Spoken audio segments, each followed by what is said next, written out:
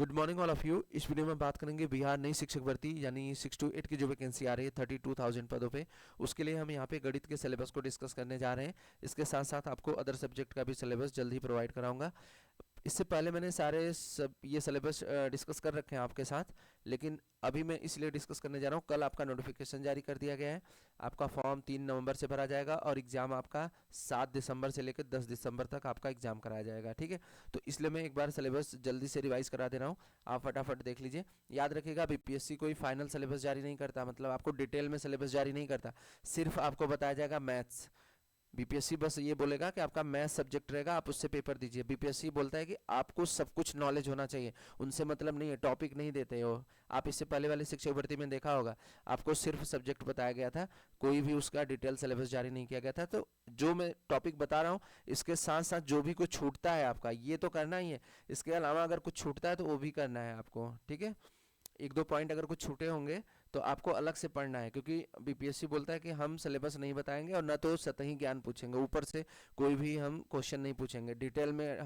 हम वो बोलते हैं कि हम आपको मतलब सतही ज्ञान के बारे में, बीपीएससी के चेयरमैन का आपने इंटरव्यू सुना होगा, उन्होंने बोला कि हम सतही ज्ञान के बारे में नहीं पूछते, हम पूरे डिटेल में चीज़ों को पूछेंगे। और सिलेबस के लिए भी मना किया उन्होंने, डिटेल में सिलेबस देने के लिए मना किया कि आप सब कुछ पढ़िए, हम कहीं से भी देंगे क्वेश्चन। जो है उनका कहने का है कि हम कहीं से भी क्वेश्चन दे देंगे। तो इसीलिए बोल रहा हूँ कि इसके अलावा भी जो भी टॉपिक बचते हैं तो आपको करना है ढूंढ करके। ठीक है, तो यहाँ पे सबसे पहला जो पॉइंट है आपका प्राकृतिक संख्या, यानी जितने भी नेचुरल नंबर होते हैं, पूर्ण संख्या, होल नंबर, परिमेय संख्या, रेशनल नंबर, पूर्णांक जो है आपका ये आपका इंटीजर हो गया, ब्रैकेट्स के बारे में कोष्टक हो गया। फिर इसके बाद लघुत्तम समापवर्तक और महत्तम समापवर्तक, यानी कि ये आपका एलसीएम और एचसीएफ हो गया। वर्गमूल यानी स्क्वायर रूट हो गया। घनमूल यानी कि क्यूब रूट हो गया आपका। ये सारे टॉपिक आपके एग्जाम में आएंगे। फिर इसके बाद यहाँ पे सर्व समीकरण, इनइक्वालिटीज़ यानी इक्वेशन के फॉर्म में जो रहती हैं, बीजगणित, अलजेब्रा में पूरा डिटेल, ये हल्के में मत लीजिएगा, ये तो महासागर है पूरा, इसमें जितना पढ़िए कम ही है।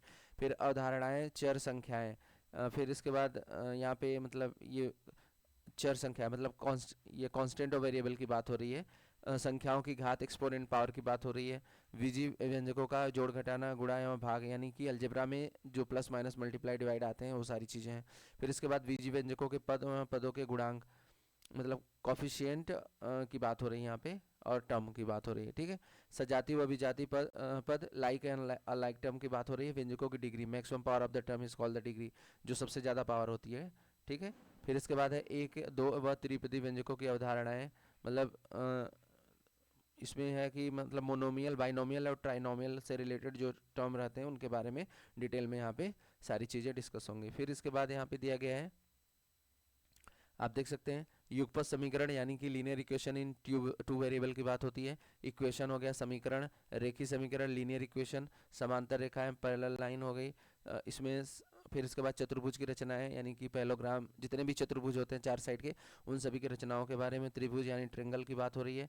वृत्त और चक्री चतुर्भुज, ये आपका सर्कल हो गया और साइक्लिक क्वाड्रिलेटरल हो गया। तो इन सभी के अंदर मतलब जितने भी टॉपिक हैं, सारी चीज़ें, ये एक एक टॉपिक बस समझिएगा, इनके अंदर बहुत सारी डिटेल में है। तो यहाँ पे वृत्त की स्पर्श रेखाएं हो गया। अनुपात यानी कि ये टेंजेंट और नॉर्मल की बात हो रही है 25 में। ठीक है, अनुपात, अनुपात यानी कि रेशियो, समानुपात यानी प्रोपोर्शन हो गया आपका। फिर उसके बाद लाभ हानि है, यहाँ पे देख सकते हैं। फिर ये परसेंटेज का हो गया, प्रतिशतता, और लाभ हानि यानी प्रॉफिट लॉस की बात हो रही है।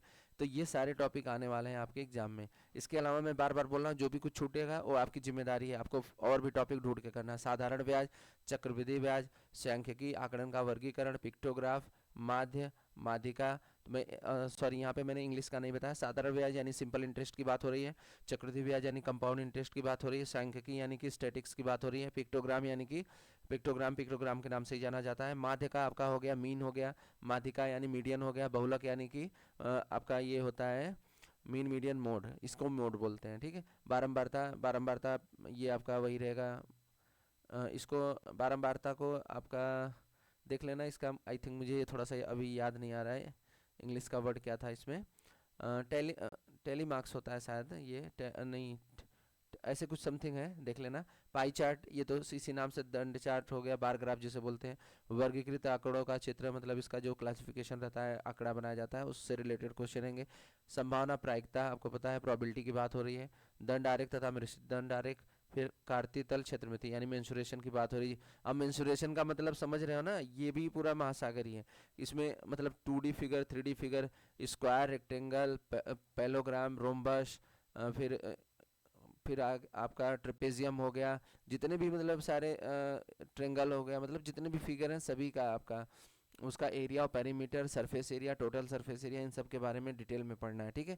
फिर इसके बाद घातांक हो गया यानी कि पावर के बारे में। फिर इसके बाद आता है आपका ट्रिग्नोमेट्री, और याद रखिएगा ट्रिग्नोमेट्री अब डिटेल में आएगी, हल्के में नहीं आएगी, ठीक है। तो अब इसके साथ साथ आप इन्वर्स ट्रिग्नोमेट्री भी ऐड कर लीजिएगा अब इसके साथ साथ, मतलब प्रतिलोम,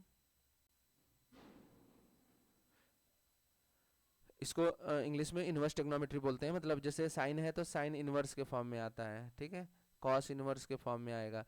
तो ट्रिग्नोमेट्री के अलावा इन्वर्स ट्रिग्नोमेट्री भी आपका ऐड हो जाएगा, ठीक है। इसमें मैक्सिमम मिनिमम वैल्यू ये सारी चीज़ें रहेंगी। और भी मतलब मान के चलिए कि और भी कुछ जो टॉपिक छूटते हैं, मतलब आप मान के चलिए कि जो 4th-5th क्लास से जितनी भी मैथ्स होती है, फिर 6, 7, 8, 9, 10, और कुछ क्वेश्चन मैं बता दे रहा हूँ 11th-12th के भी देखने को मिलेंगे 6 to 8 की वैकेंसी में, याद रखिएगा। आपने पीआरटी का देखा होगा सिलेबस, पीआरटी में देखिए किस लेवल के क्वेश्चन आए थे, 10th से ऊपर, 10th के लगभग तो सारे क्वेश्चन थे। मतलब हमको लग रहा है 6-7 के बहुत का 6-7-8 के लगभग मान के चलो 20 क्वेश्चन आए थे, तो उसमें से 4 क्वेश्चन लगभग 6-7-8 के ही थे। उसके अलावा सारे क्वेश्चन 9-10th लेवल के ही थे, ठीक है, प्राइमरी में। उसके बाद आप 9-10th का जो 6 to 8 की वैकेंसी उसमें समझ सकते हो ना। तो आपको 10th, 11, 12 और उसके 11-12 के मान के चलिए ज़्यादा क्वेश्चन नहीं रहेंगे, लेकिन जिसका सब्जेक्ट मैथ्स है, मतलब जनरल वाले में तो कम रहेंगे, लेकिन जिनका सब्जेक्ट है उसका थोड़ा सा ज़्यादा हो सकता है।